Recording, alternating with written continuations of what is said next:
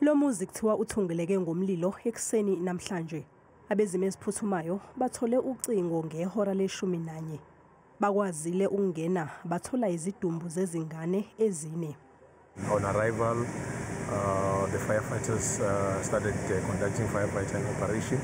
Unfortunately, there were about 4 bodies which were recovered, of which our paramedics from GPG confirmed them.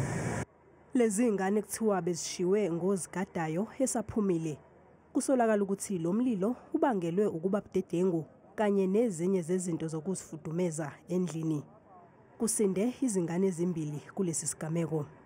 I'm sure if there was an elderly or someone actually to attend to, the children could have actually survived. So at least we will wait the law enforcement agencies and the EMS to give us actually more. But we see there is a bit of negligences and lack of compliance in these buildings. Kusenjalo kushone umuntu oyedwa ngesikhathi kuthungeleka ngomlilo imjondolo yase-Effingham eThekwini izolo ebusuku. Ingama-22 imjondolo ecekeleke phansi. Umnyango wezokuhlaliswa kwabantu uphuthume endaweni yesigameko khona namhlanje ekseni.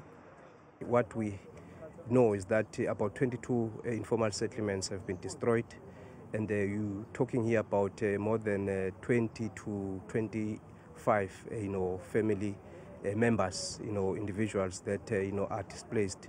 So we are doing the profiling. What the MEC Duma has also indicated is that he's in constant liaison with the National Minister of Human Settlements, Thembi Simelane, as well as the Mayor of eThekwini, Cyril Xaba, so that we accelerate the interventions.